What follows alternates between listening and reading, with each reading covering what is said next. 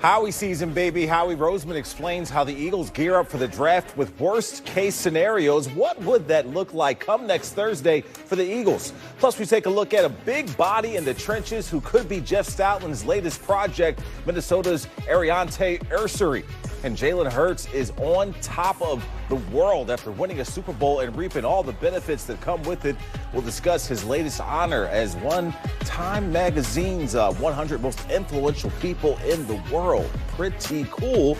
Get over here. We've been waiting for you. Welcome into Birds Huddle, presented by Toyota, official automotive partner of the NFL. Besides the man, Barrett Brooks, I'm Danny Palmel. So, Jalen Hurts makes the top 100, then it's me and you and then the 97 other people out there. Congrats to all of us, right?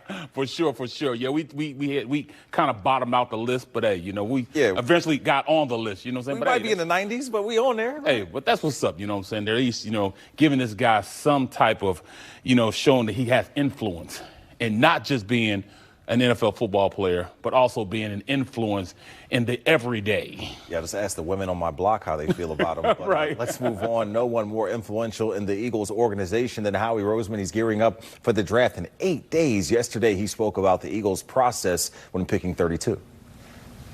We go into looking in the draft is we always take worst case scenario and work back from that. And we got to be really comfortable with whatever is our worst case scenario, which will always entail getting a good player.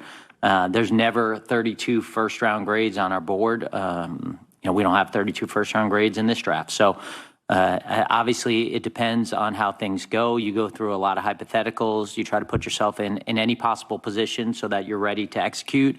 Just even looking at last year, the guys that we thought were most realistic being available at 22, we feel like we got fortunate to get one of the guys that we didn't have in a lot of the scenarios. So, luck plays a part in it. Obviously, everyone's looking at things differently. Everyone has a different vision for what they're looking for their team. Everyone has a different vision for the particular players that they're looking at, and you just hope that, kind of makes sense for your football team.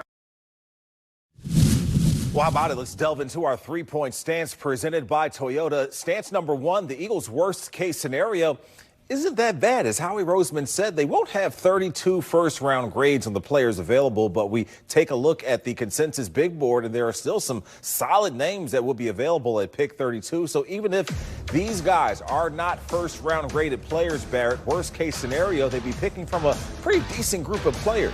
Definitely doing Donovan Raku. He's a defensive end from BC. He was second in sacks in college football last year.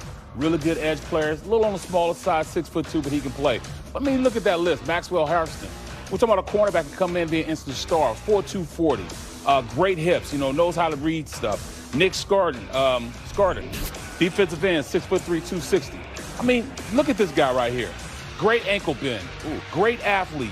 Knows how to rush the passer. Only 6'2", but he just knows how to have that smooth transition. This guy right here can play inside and outside. Great reads. He can make things happen. Smooth athlete. I like him. 6'3", 260. And this guy right here can just blaze and speed. Like we just talked about Harrison. Runs a 4'2", 40. Plays coverage very well. Can play man-to-man. Can play zone.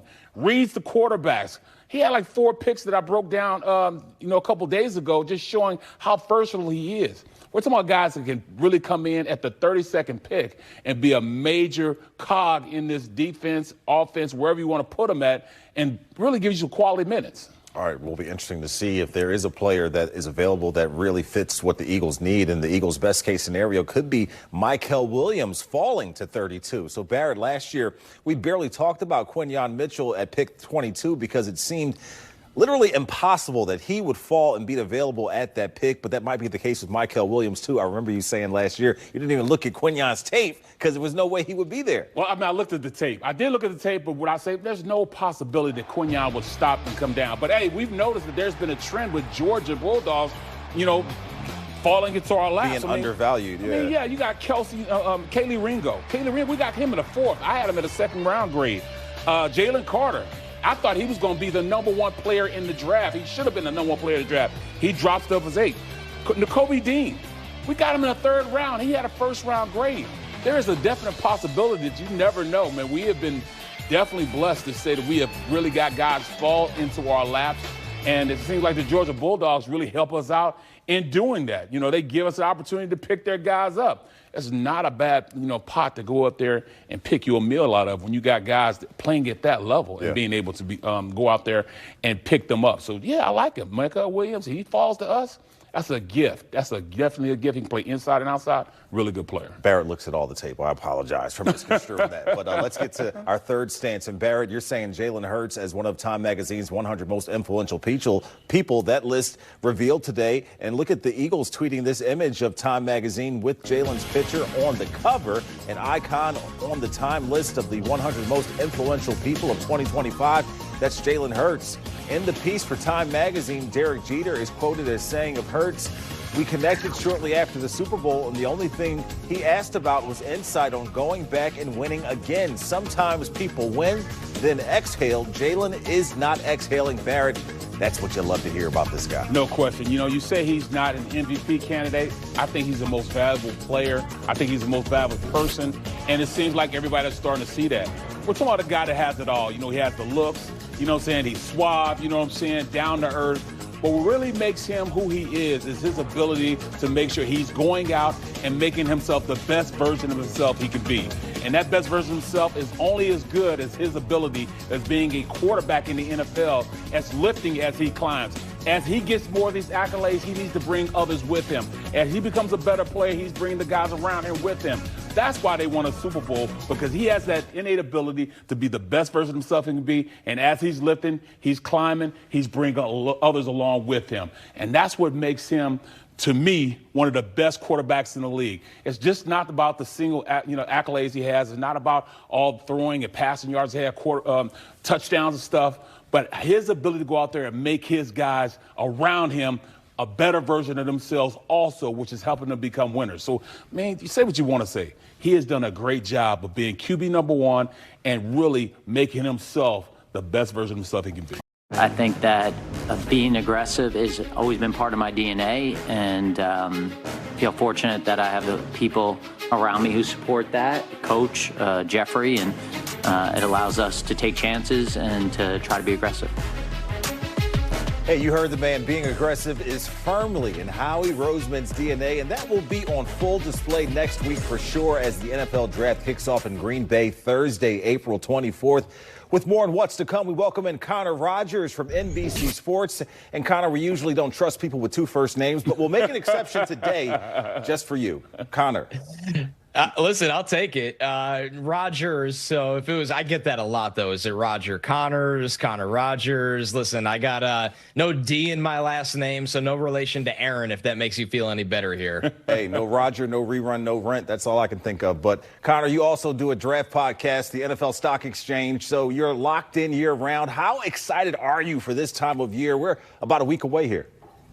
Oh, it's the best. I mean, obviously the storylines, the drama, the NFL draft in a way has become this like second Super Bowl for the NFL in terms of eyeballs, but everybody gets involved because everybody's got a little slice of hope, assuming your team still has their draft picks. The teams that are rebuilding, the fan bases try to feel good. Obviously for the Eagles, the team that's rolling in the right direction, it feels like for a while now, it's about restocking rather than rebuilding. So this is obviously my favorite time of year. Yeah, some definite areas of need for the Eagles all the same. And let's talk about Howie Roseman a bit and his aggressive DNA, Connor. No one makes more trades. He's sitting at 32 this year, but said they won't have 32 first-round grades on the players available. So do you think that makes it more likely they move up for someone or trade down and try to collect more picks? They do have 20 over the next 2 years. I'd love to see it. And it's not just selfishly for the drama that it brings, but you look at the Eagles, they play the compensatory pick formula to a T at this point and they trade guys. They understand, obviously how to accumulate this capital where they have 4 fifth-rounders. I mean, that's a lot of extra draft capital right there for them. So can you make a move with, a day 2 pick and you throw in a couple 5s and try to move up a couple spots? Can you get one of the best talents in this draft? And the thing about the Eagles roster right now, you look at it and you don't go, man, they have a dire need here. They're all about restocking, getting the pipeline right. Do you go up and get a freaky pass rusher like a Shamar Stewart that can play multiple alignments on your defensive line? Do you sit there on the board and kind of let the board fall to you and say, hey, we want a tackle of the future that could develop behind our starters right now? Do we want to get another pass rusher, an interior player like Walter Nolan, who maybe falls in this draft, but has incredible athleticism and kind of fits their scheme as well? So it's going to be really interesting because they're one of the teams that have the rare luxury with a really good roster to take the best player available if they choose to do that. And not a lot of teams can. So one of those first round grades theoretically could make it all the way to them. Connor, you are in my mind, man, because I love me some Walter Nolan. He's your pick for the Eagles in your last mock draft. Do you think he falls far, or how will he fit here in Philadelphia? Well, I think he can make it there, and there's a couple of reasons why. This is somebody that in 2022, he was the #1 recruit in the country, so this is pretty special athletic ability, and he really figured it out this year at Ole Miss, a scheme that allowed him to play to his aggression, right? They slant a lot, they run some stunts, they kind of let us pin his ears back and shoot gaps and be that playmaking interior player that he is, where he can angle his body. Now, why I like Philadelphia for him is for a variety of reasons. One, he doesn't have to be the man there right away. He can develop behind guys that know what they're doing, and that's Jalen Carter and beyond. The second thing is, with him, you want to see him develop a go-to move and a counter move. When guys get their hands under him, can he get off of blocks more consistently rather than always having to be that gap shooting type of presence? So I look at Walter Nolan. This is a great developmental spot for him. And for the Eagles, it'd be the classic case of a situation that they take a guy now, and then in year 2, he becomes a superstar for them. So I like this for the player and the team. You know, very athletic guy, can move around, can do a lot of things, you know. But how about on day 2? Give us some of the names you like for the Eagles in the second and third rounds. You know, it's interesting to me because as much as they have 2 really, really high-end wide receivers, I look at this team and say, why not get a #3, maybe get a little younger and have a guy that you could lean on in that capacity, but you could also capitalize on the depth of this offensive line class. Mekhi Becton goes out the door. That was a really good reclamation project for the Eagles that panned out. I know they have Steen there as well, so they do have depth on this offensive line, but I think the interior is where the strength of this class is. Or if you want to develop a tackle as well, you take a guy like Marcus Bowe, who's a little smaller of an offensive line, usually a road they don't always go down, played right tackle this year for Purdue, but is somebody that at the end of the day that could probably play guard because of his athleticism, and he has enough anchor strength as well. You look at Charles Grant from William & Mary, multi-year starter at tackle that I think, once again, he's got long arms and he has the length to be a tackle, but can you get creative and use him at guard as well? So I look at the Eagles and say, attack the strengths of this draft. That's defensive line. That's the interior of the offensive line. Maybe they look at the depth of tight end as well, but that can kind of fall off real quickly. So resupply those trenches would be my kind of method, unless you want to get a little adventurous and take one of those wide receivers in the first 3 rounds. Yeah, losing a couple players off that defensive line, Josh Sweat as well as Milton Williams gone from that defensive line as well. And this draft seems to have a lot of uncertainty heading in, beginning as early as the 3rd pick. Connor, give us a surprise we could see on draft night. What are you thinking? Man, it's going to be really interesting to see where Shedeur Sanders goes. And I know everybody's almost tired of it, but it really does set up the rest of the quarterback dominoes, I think, when you look at this draft. And I don't think it's going to be in the top 10. The Derek Carr injury at 9 does open the door right there for him, where if the Saints love him, you got to take him, because now you need a quarterback. You were going to need one down the road anyway because of the way Carr's contract is structured.